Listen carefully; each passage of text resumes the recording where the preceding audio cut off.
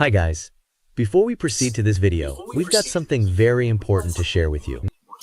Neoliberalism, Inequality and Authoritarianism by Professor John V. Kofis is available for purchase. You can order it directly from the publisher Little French eBooks or through Amazon. Hello, everyone. Welcome to a two-part session.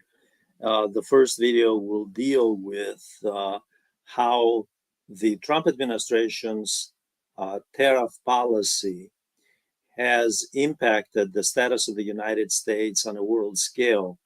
The second part, as well as domestically, by the way, very important. The second part will deal with how the Trump administration's foreign and defense policy, and especially the proposal to raise defense spending over 1 trillion, following a long-standing policy of the United States, which is bipartisan, known as military Keynesianism, namely pouring money into the defense sector and hoping that would stimulate the civilian economy. This combination of tariffs, namely economic nationalism under the neoliberal system, which is based on financialization of the economy, namely that the value of the economy has been counted under the neoliberal political model on the basis of the speculative value of the stock market. It is interesting to note, by the way, that Trump has been calling for reshoring, decoupling from China, and so forth.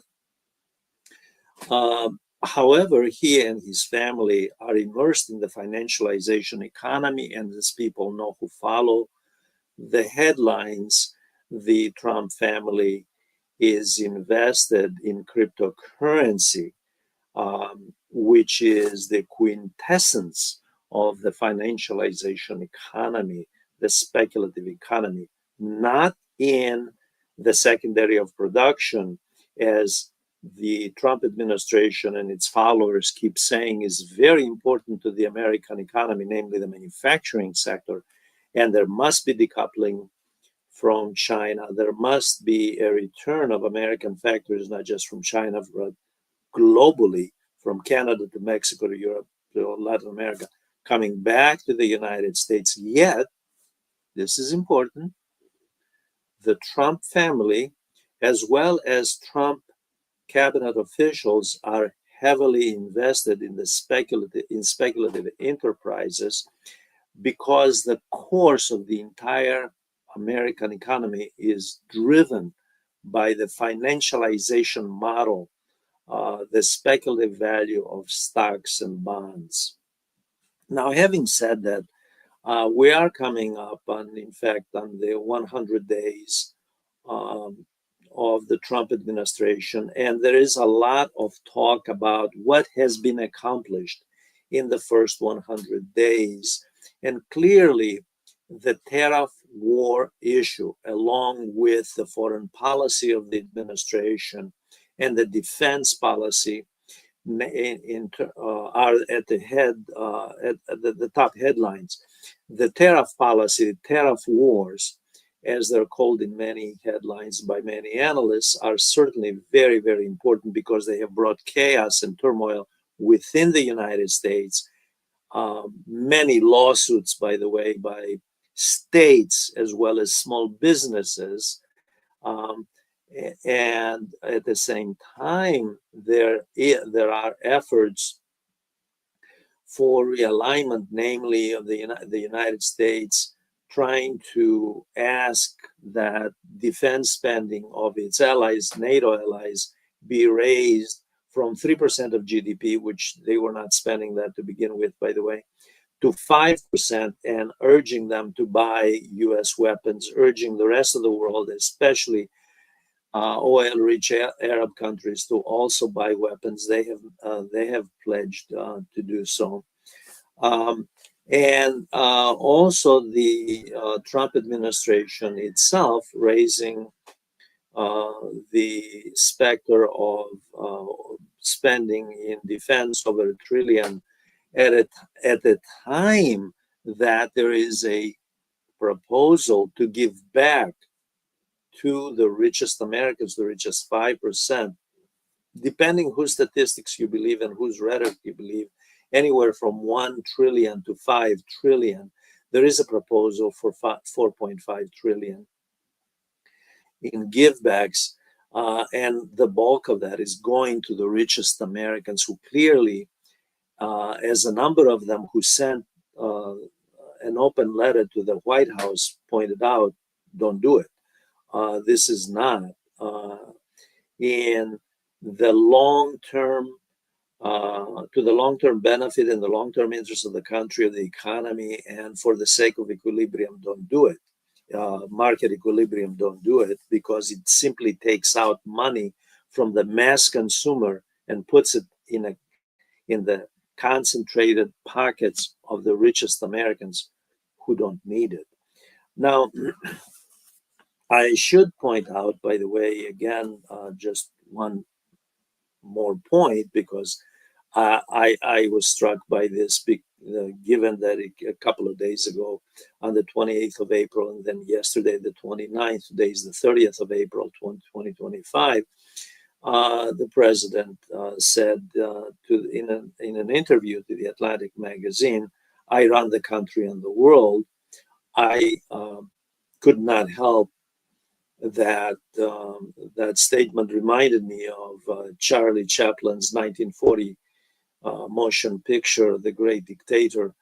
And then, of course, the next day he was asked if he favored the Pope. By the way, I should point out, just for the record, that Trump has declared himself a non-denominational Christian, although there are reports that,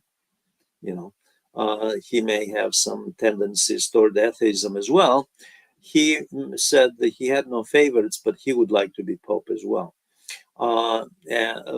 Clearly, said it in light humor. However, the level of arrogance of power, not just on the part of the president, with regard to that issue about the succession of the papacy, but to running the world, when in fact it is well-known fact that the political class is merely running the country, theoretically running the country, on behalf of the rest of society, in practice on behalf of, in fact, the capitalist class, because that is who financed both Trump and Kamala Harris. That's who has always financed candidates, whether for president or Congress or for governor, other offices, political offices. The issue at hand, which is on tariffs today for us, is very important because, in my view, the United States working class and the middle class, unfortunately, is bearing the brunt of all this. And one of the reasons that one chief executive officer of a major consulting firm for small business said that he believes that the worst case scenario, of course, 80% of small businesses in America may go down, may declare bankruptcy, which means millions of Americans out of work if this tariff war is sustained. Now, that may be an exaggeration because clearly this CEO, this businessman represents small businesses. So I can understand his anxiety, his concern, and I can understand the interest he has in small businesses. And he may be exaggerating. 80% may be a high figure. To be sure, even if 80% of American businesses, small businesses, do not go under, which would be an indication that Trump has miserably failed, the Trump administration and those behind him who support economic nationalism have failed, that the tariff war, that would mean that the tariff war is not necessarily won by China or Canada or Mexico or the Europeans or Japan or South Korea or anybody else. It would mean that the failure of the Trump administration's war is on the shoulders of the working class, because the small business sector in America and the small business sector in many countries throughout the world, of course, is what sustains much of the employment. So this is a very important hit. Now, another point to make here, even if 80% don't go out of business, they will, for sure, their profit margin will go down, and they will be laying off people, which, by the way, this CEO, to his credit, did point out that we're seeing ahead in 2025, and if this has any sustained power in 2026, we're going to be seeing higher unemployment.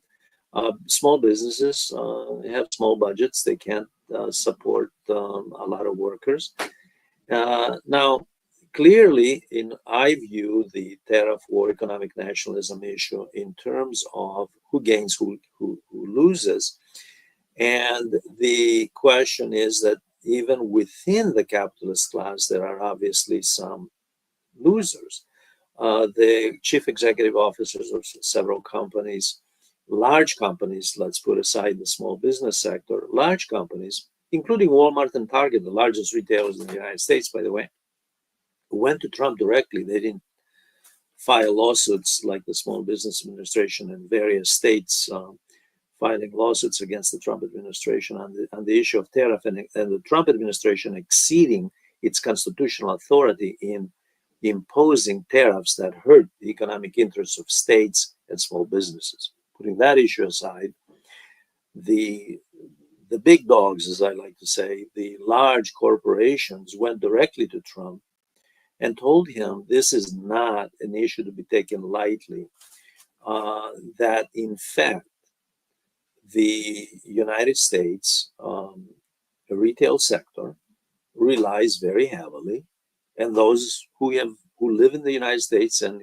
have been to the United States know that when you go to the retail shops, whether it's a small shop or big box store in a mall, there's a lot of made in China labels. And even if it's not made in China, it's made in Vietnam. It's usually made by Chinese companies. So there is an issue of empty shelves, is what they warned him about. In other words, the supply chain of the entire world trade structure is at risk here. And the United States which has hit China with 145% tariffs. Okay, and China has replied with 120%, or 125, I believe. China has replied in kind, and of course, it has replied in other ways, like using the currency, the yuan, at a time to manipulate the currency to some degree at a time, that the value under Trump, celebrating his 100 days, the value of the dollar has declined by 10%. So this indicates a lack of confidence globally on the hard currency of the United States, which remains, by the way, it remains the world's number one currency for trade. It's around, I believe, 58% at this point, 57%. It has been dropping every year. And again, a sign of the U.S. economic decline in the world, but it's still used. China, as we'll see, I'll give you some statistics, it uses it. The world still uses it because it's in their interest. It's not in any country's interest to undergo a massive structural shift the way Trump is trying to do. Now, the question is, why is the Trump administration doing all of this? The short answer is to put a stop to the ascendancy of economic of China's economy and to the inevitability as every organization, international and financial organization, from the IMF, World Bank, private firms, from New York to London, all of them agree it is inevitable that China will overtake the US in a few years, perhaps 10, in GDP nominal value. Right now, the US is number one in the world in GDP nominal value. However, not in purchasing power parity. Even Elon Musk a couple of days ago admitted, I don't know who gave him the figures, but he admitted that China is ahead by 7 trillion of the in purchasing power parity GDP and 14 trillion ahead of the European Union, which gives you an idea. By the way, those figures are low.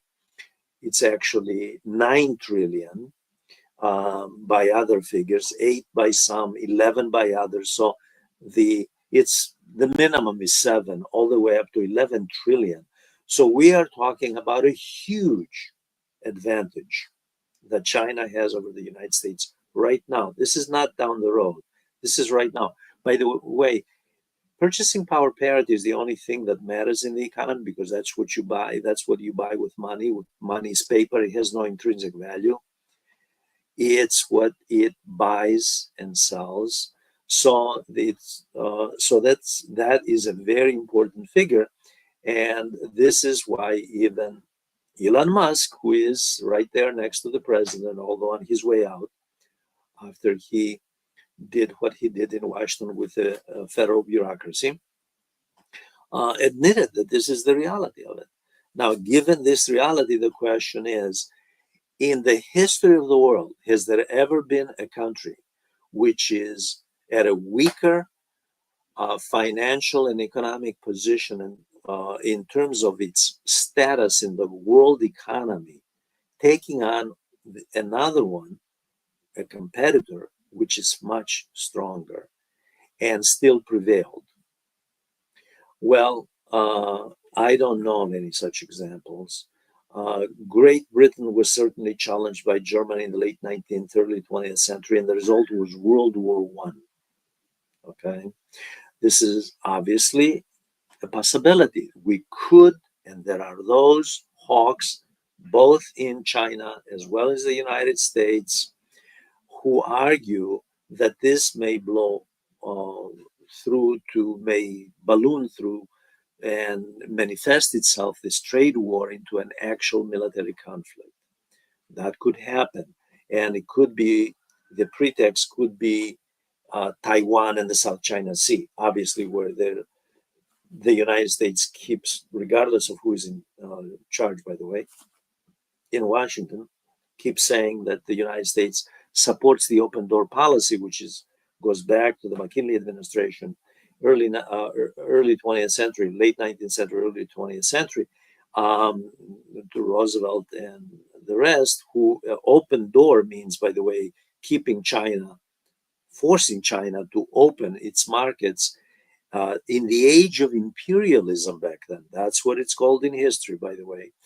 The period 1870 to 1914 is called the age of imperialism. This is the age that the Trump administration looks to as a model. And this is the reason that the Trump administration sees no problem in seizing Greenland. Okay? Wanting to pay no tolls. Trump recently argued that they don't want to pay tolls for any US ships going through the Panama Canal or the Suez Canal in Egypt. Okay, this is the type of thinking that goes back to the age of imperialism in the late 19th century, early 20th century. The Gilded Age, which Trump calls the Golden Age. Now, the question, in my view, again, I think it is the wrong approach in terms of a framework to frame this issue into a nation state, one nation state, namely the United States, going up against another nation state, because that is misleading. This is about capitalist interests. This is about who benefits in this tariff war and who is harmed, um, not just in the United States, not just in China, but globally. And the statistics are that the working class and the middle class are harmed. Big capital benefits, small businesses, as this chief executive officer representing small business pointed out, do take a hit. So there is further concentration of capital. So clearly, that is a very important consideration. Now, in going up against China, the Trump administration has been hoping that the rest of the world would follow suit and that China would cave. And the question is, why would China yield? And by the way, so far today is the 30th of April, there has been no indication of China yielding to the demands of the United States. What does the United States want to achieve? Well, let's look at the Trump administration stated goals.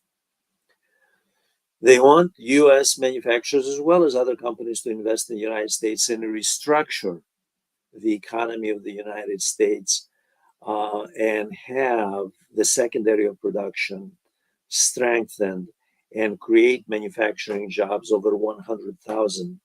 Okay, this is in a country that has a population, by the way, of 350 million people.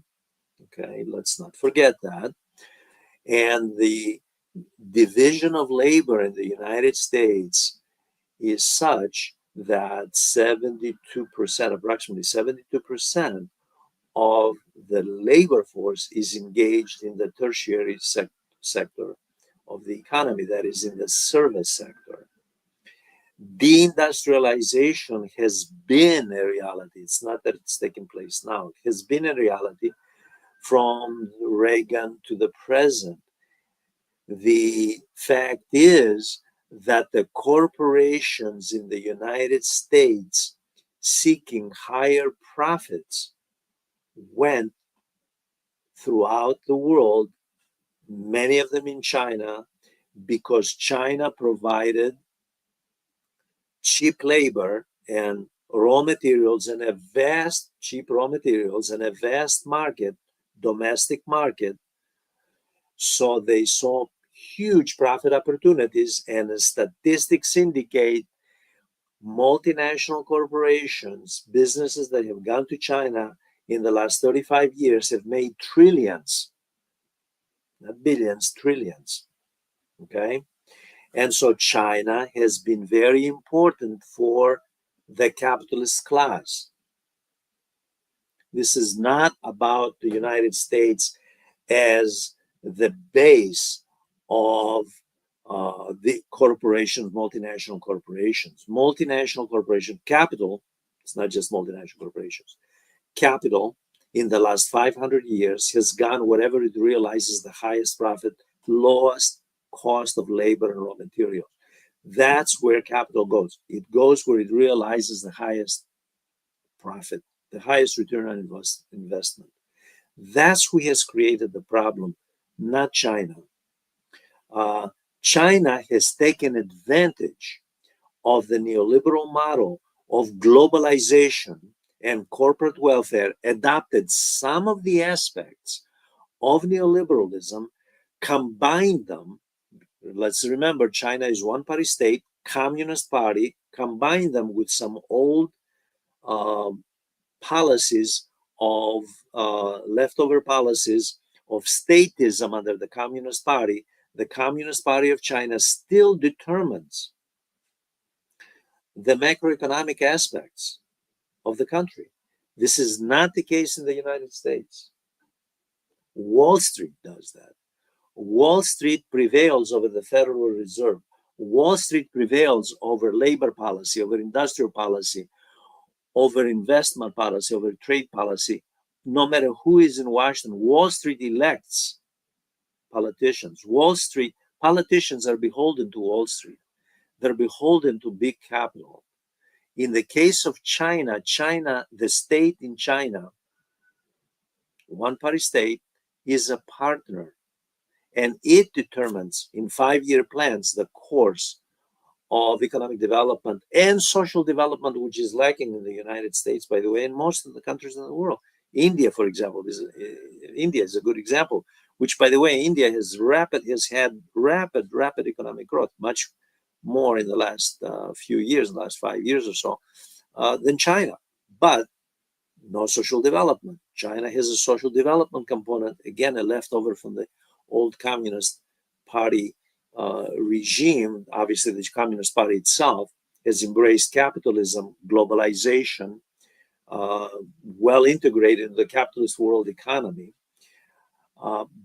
and operates within that system, but it's not financialization of the economy. In other words, it does not allow for the economy to have such a heavy dependence on the speculative aspect of the stock market. As important the stock market is, I don't want to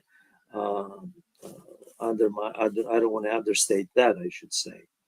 Now, China, it is true that the United States, one of the reasons that the United States as a base for US-based multinational corporations cannot go after, cannot really prevail against China for a number of reasons. It's not just China has 38% of its GDP, which comes from import and exports from trade, versus 27% in the United States. A huge difference, by the way.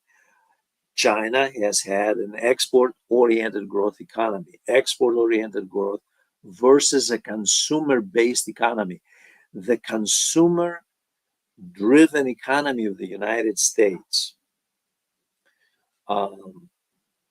is part of the dependence on Chinese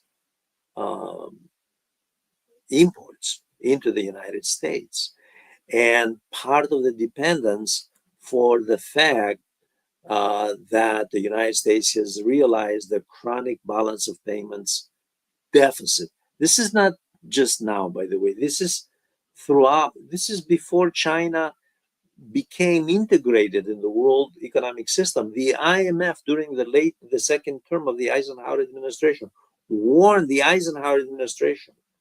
Mao Zedong and Chou Enlai were running China back then.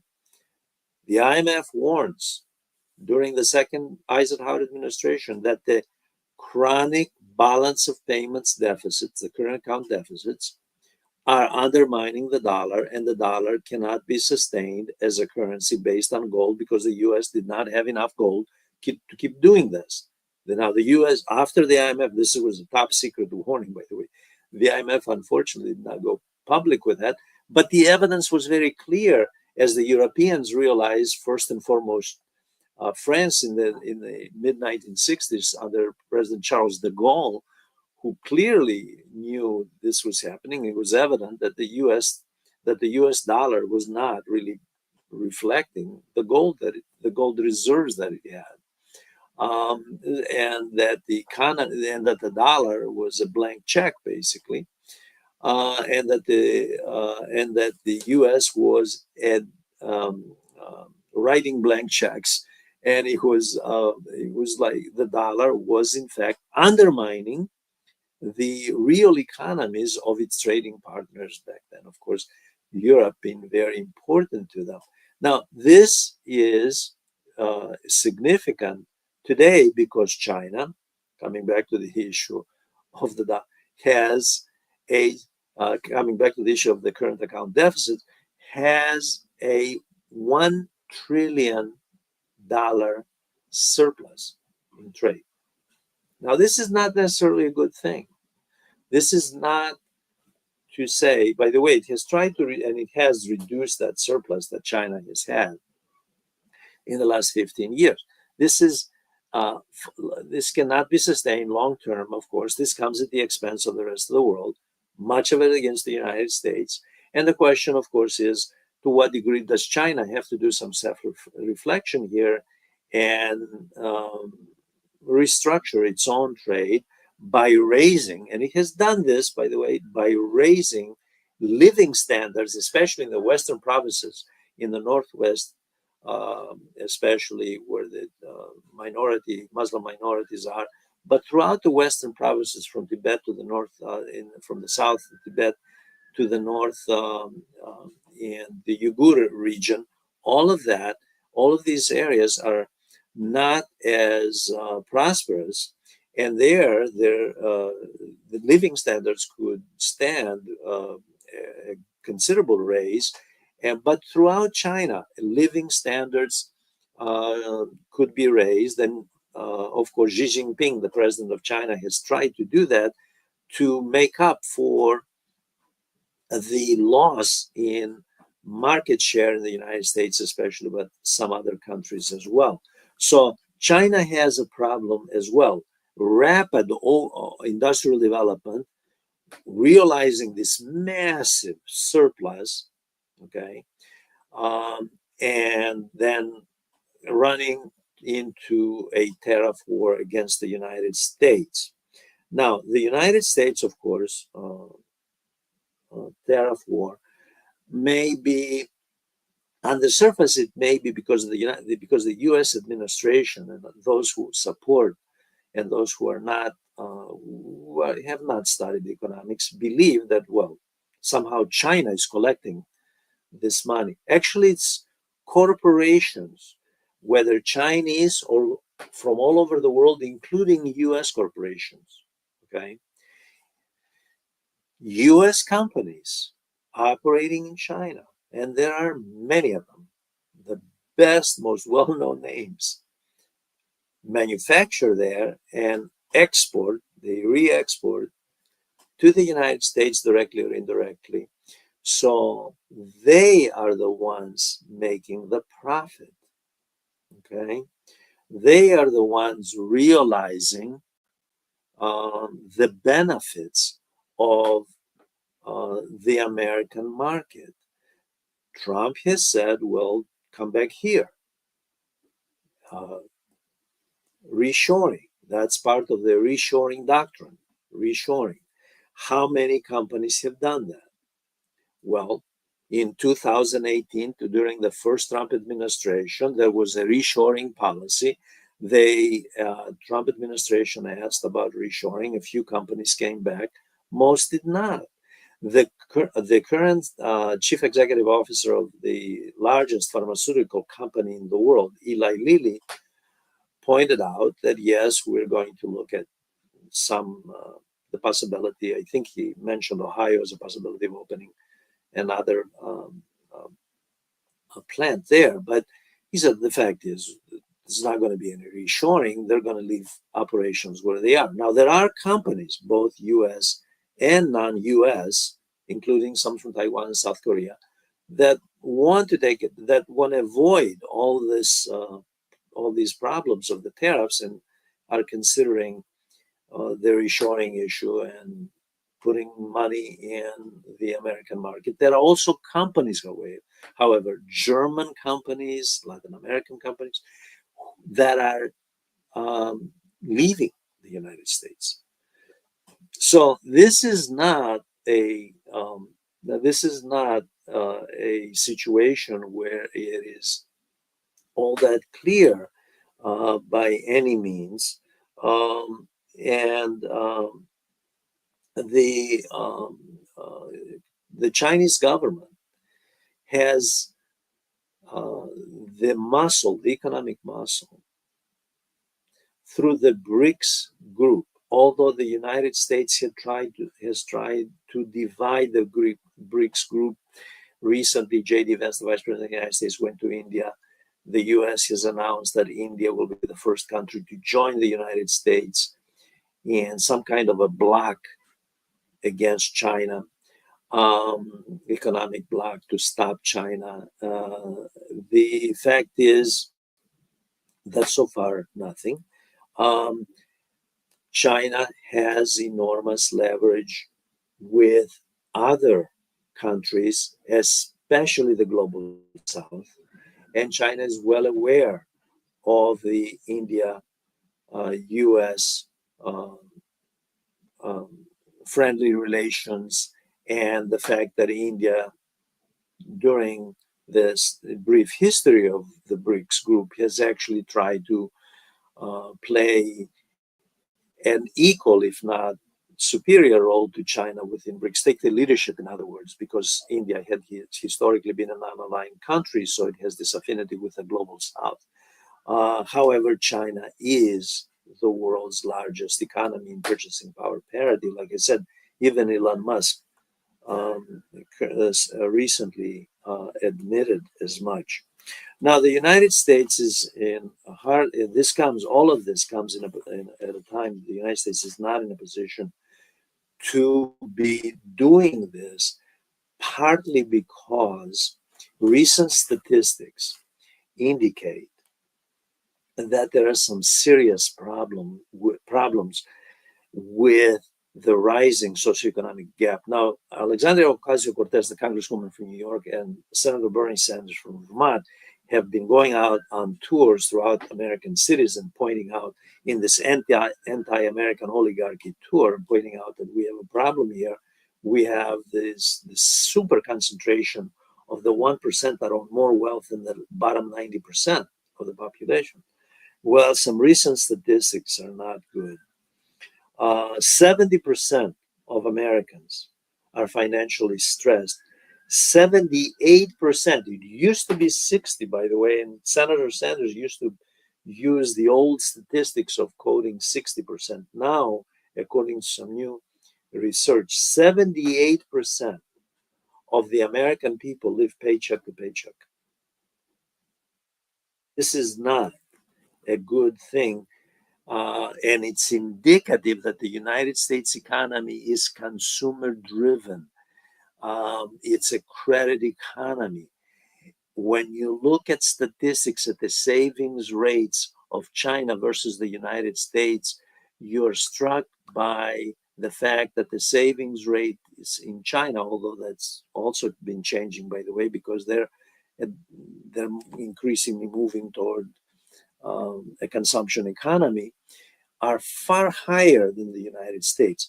But 78% living paycheck to paycheck is rather alarming. And then there is the very bad statistic that 25% of American consumers are doing something that many consumers do basically in the global south, in what we used to call the third world. That is, they are on a buy now, pay later plan, even on groceries. That's food, essentials. Never mind something like a car, which people usually buy with loans, credit, so forth. And even more alarming, 41% of the 25% who are engaged in buy now, pay later, 41%, almost half, 4 out of 10, I should say, have an inability to pay later. So they pay much, much later, or they file for bankruptcy, personal bankruptcy. So you have a structural problem in the United States, and it's the uneven distribution of income. It has nothing to do with trade. Now, when you add trade into this, the trade war configuration into the policy mix, you burden the consumer because prices go up. Guess what? When you put a tariff on a foreign car, the domestic manufacturer raises the price without adding any value to that vehicle. The prices of everything go up. It's not just that the prices of foreign products go up when you put on Chinese products, and China is the factory of the world, by the way. When you put 145% tariffs on them, that means everybody else raises the prices. That means consumer demand and consumer-driven economy comes down. That's why the IMF has warned the United States that it is facing a recession this year, and that world GDP may drop as much as 1% in a world economy of roughly 105, 110, somewhere between 105 and 110 trillion. This is an enormous amount of money, 1% of that.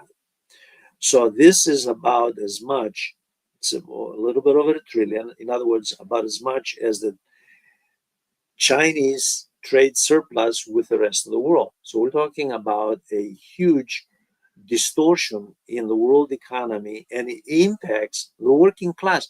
The people with deep pockets have nothing to worry about. They have money. It's about those people who live paycheck to paycheck in the United States and around the world. That's who pays for this. So this is a huge hit on them.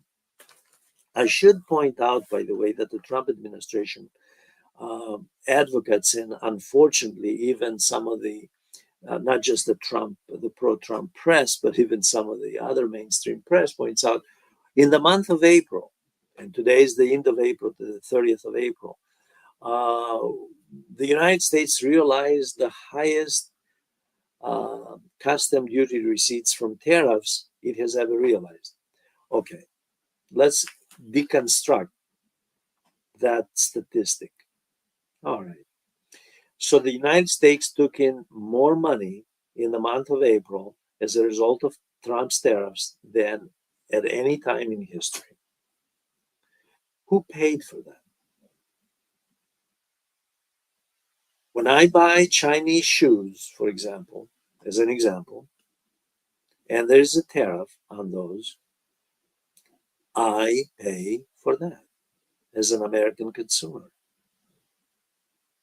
Chinese companies are going to pay for that.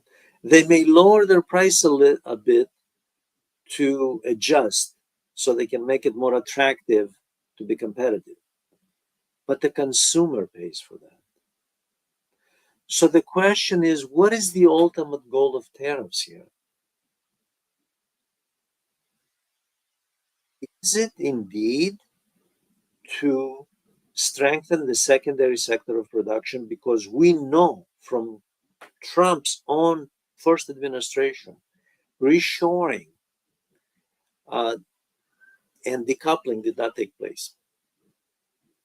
Very little progress in that domain. And the damage done to the rest of the economy as a result of the reshoring and decoupling uh, policies during the first administration was such that it more than offset the benefits. So, what is the purpose of all this? I'm afraid that tariffs, when you deconstruct the whole tariff regime scheme, because that's what it is, it's a scheme to shift the tax burden from the wealthiest Americans that Trump wants to give, the Trump administration, not just Trump, by the way, the GOP want to give back several trillion, and Senator Sanders keeps pointing out, as well as others, by the way, it's not just Sanders. They want to give back several trillions, and as I pointed out, a few hundred billionaires asked the Trump administration, don't do it. This is not good for the for economic equilibrium, for the market equilibrium, because you're taking money out of the consumer base. We rather have the consumer spending stimulate economic growth. It will make the profits that way rather than you giving us money directly. Okay, so let's put that out on the table. So what this is about, it's shifting the tax burden from the richest segment of the population to the middle class and the workers.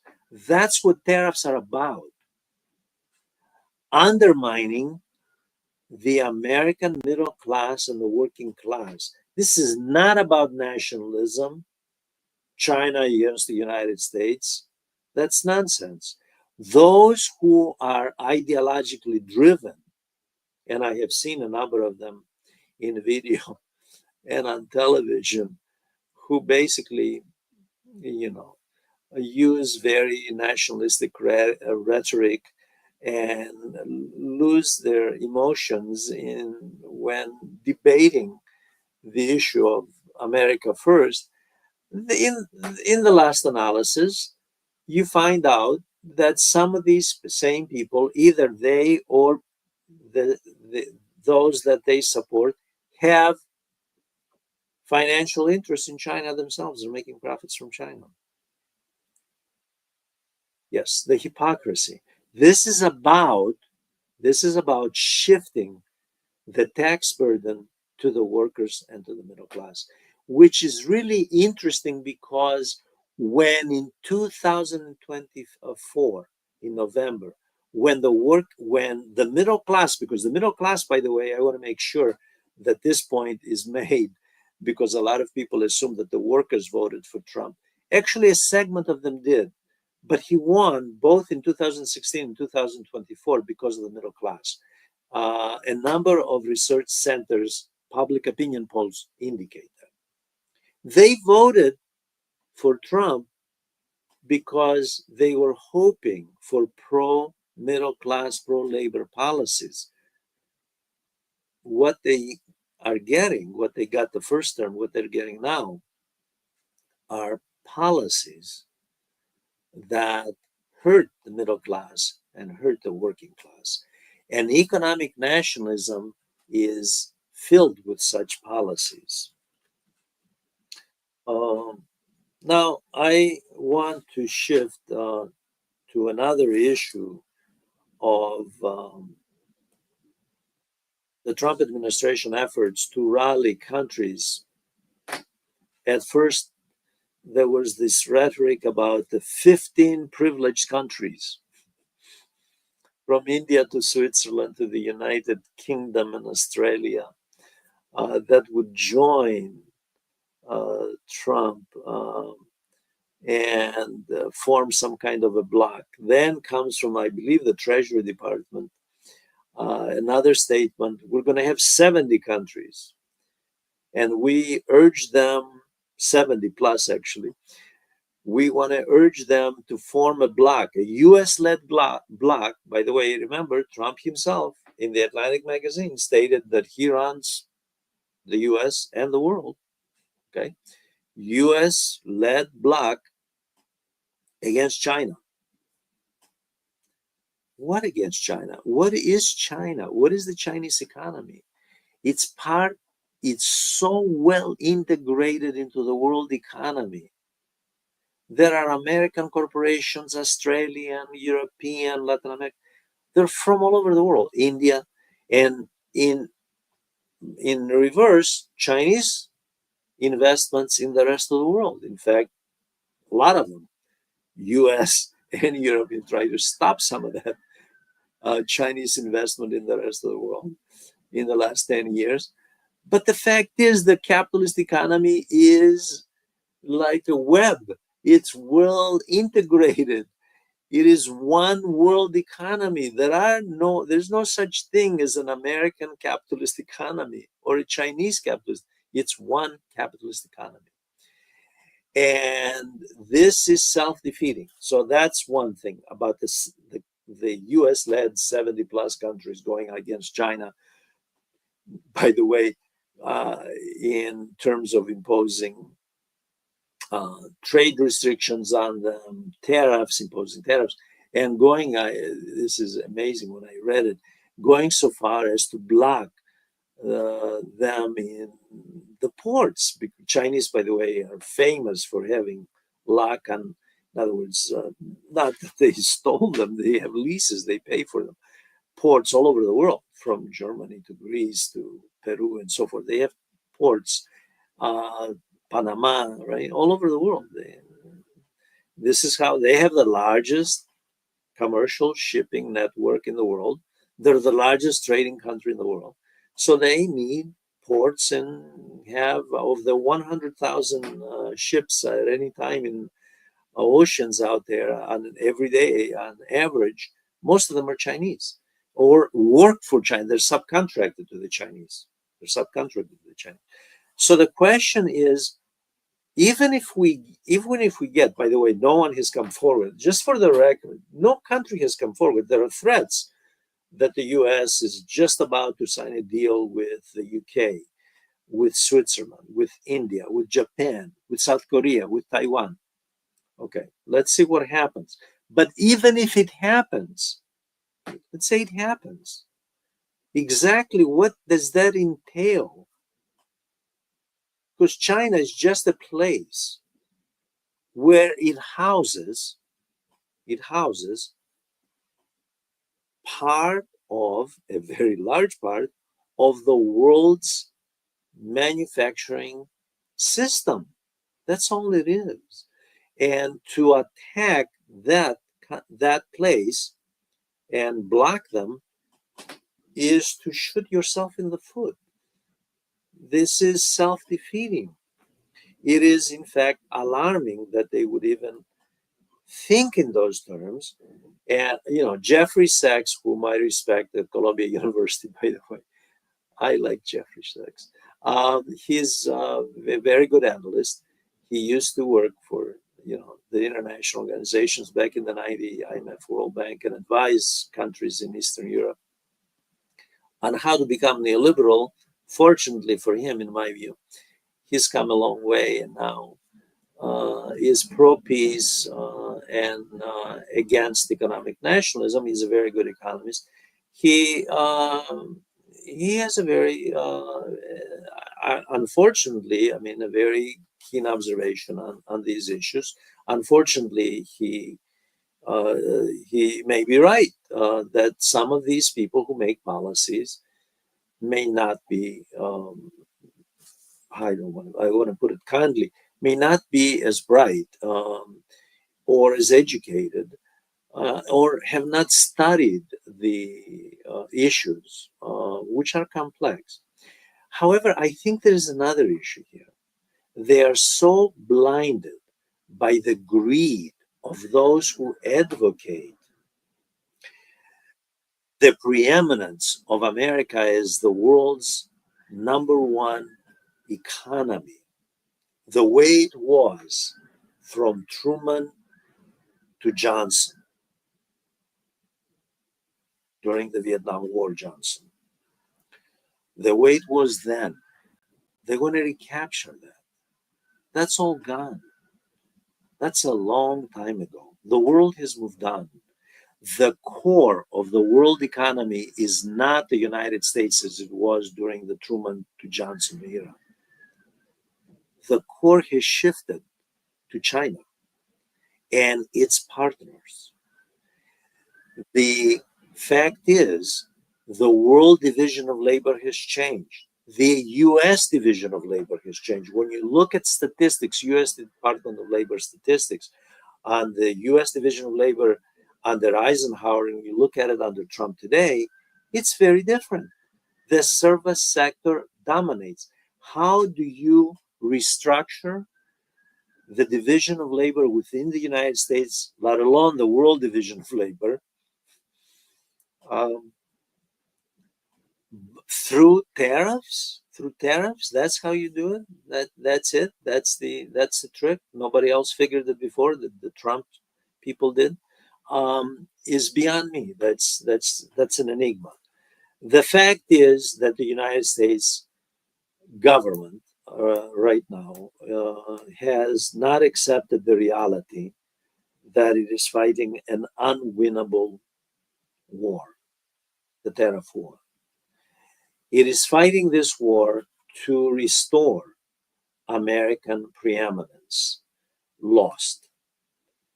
And concurrently,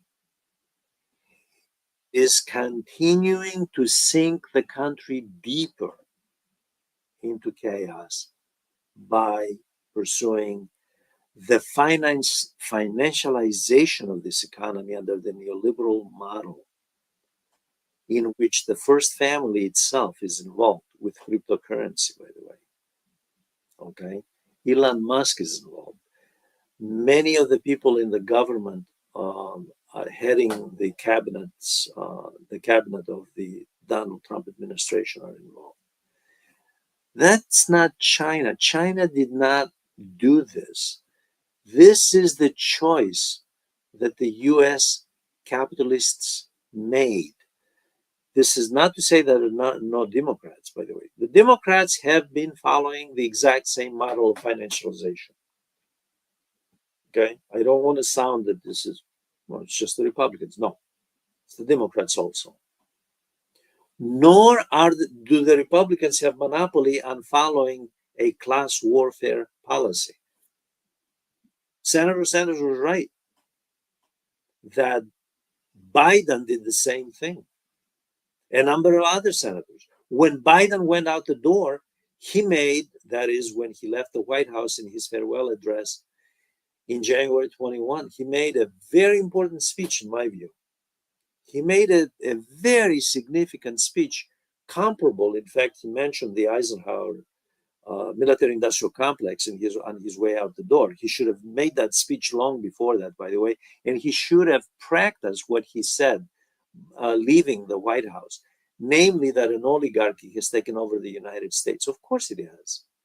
Who's responsible for that if not Biden's own party, his own policies, as well as the Republicans? So this is not about the Trump administration. I'm not, by the way, trying to excuse Trump. The fact is that this is a bipartisan policy. Financialization of the US economy is bipartisan. That's not the fault of Canada, which, by the way, sent a signal the other day with its election to the United States on where it stands on economic nationalism. Or Europe, which is now looking to forge closer ties with China. This would have been unthinkable a couple of years ago. Unthinkable. Okay. Or even Canada forming a common front on the economic side with China. In fact, not only isn't the US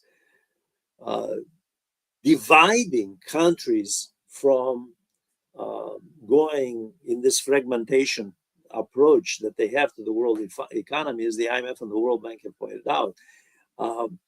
The fact is, the US, by its economic nationalism policies and this tariff war issue, is forcing the rest of the world, much of the rest of the world, okay, Argentina under Javier Milei, no, hard-nosed neoliberals, but the rest of the world is coming to the realization that China offers economic stability, steadiness, and prospects, the best prospects for the world in the future do not rest with a financialization-based economy on Wall Street running the US government, because Trump thinks he's in charge of the country and the world, but it's Wall Street because he serves their interests. Just as Biden did, by the way. I'm not singling out Trump.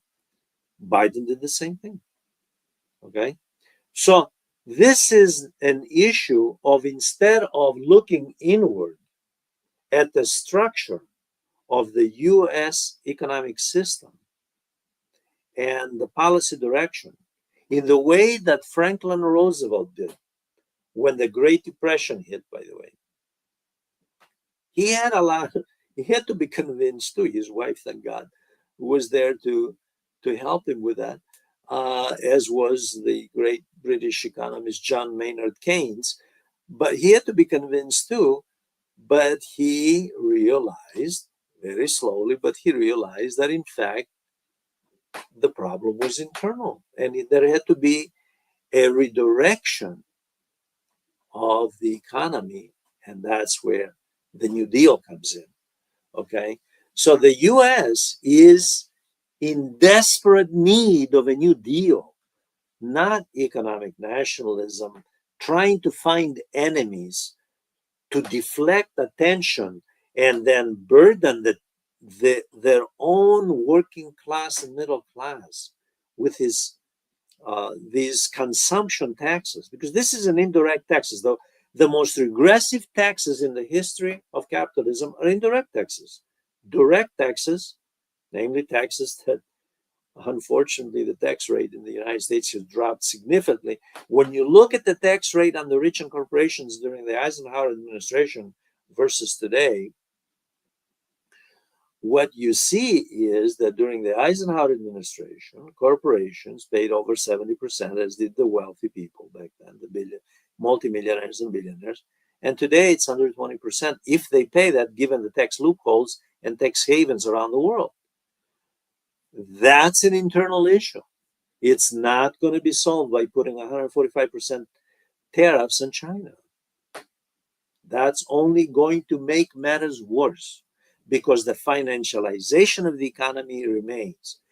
And when you combine that with massive buildup of the armed forces in a time of peace, by the way, unless they're planning something we don't know about, but hopefully they're not. In a time of peace, when you're pouring more resources into DOD, the Department of Defense, you have a problem when the defense sector absorbs 1 trillion, actually over 1 trillion next year, as far as the Trump proposal is concerned, out of a $7 trillion budget. That's a serious problem in an economy that has a $38 trillion public debt. When you look at the public debt of the United States and where it's headed, it's a very dangerous sign. And it's a sign that alone, by the way, combined with the current account deficit, combined with the level of US foreign reserves versus China, as well as public debt of China, public debt of the United States, when you look at all the statistics, they don't add up that the US could reshape the world order as Trump wants to have a new world order through a tariff policy, through economic nationalism. China is in a position to do that because they're holding all the cards. And I don't blame Beijing. I'm not defending them, by the way. They have their own problems, many of them. But I don't blame Beijing for saying this is mythology that the U.S. holds leverage over us. The U.S. And China need each other, and as Xi Jinping has pointed out, no one wins from economic warfare, from tariff warfare. So let's have some kind of a deal, but certainly this must come from the side that launched economic warfare, not from the side on the receiving end. So the problem here rests with a policy mix that's not working for anyone except the billionaire class and the millionaires, exactly as a number of senators headed by Senator Sanders, of course, and the congresswoman from New York, Alexandria Ocasio-Cortez, have been saying. In the next video, the next session, I'm going to cover the second part of this is about the role of the military in undermining, amid this tariff warfare configuration, in undermining American society. The fact is that the United States spending on defense has gotten out of hand. This is not just according to me, but many organizations around the world have pointed out that this runaway defense spending is forcing other countries. Trump demands that other countries spend more on defense to feed the parasitic sector that adds nothing but very few derivative benefits to the rest of the economy, simply because the elites in the United States identify power and glory and riches with warfare, because World War I advantages yielded to the United States more than to the Europeans. World War II advantages far more to the United States accounted for the superpower status, elevating the United States to superpower status, right? The Vietnam War, however, was a different story. So after Vietnam War, even the Korean War was very expensive and fruitless. The Vietnam War and thereafter, the U.S. has really not won any wars. It may have appeared that it had won wars, They were very costly, and the net result was nothing in terms of an advantage, geopolitical or geoeconomic, to the United States. So in the next video, we're going to look at that. I thank you for watching. I invite you to ask questions, join the People's Discourse channel, become members, and hope to see you next time. Thank you very much.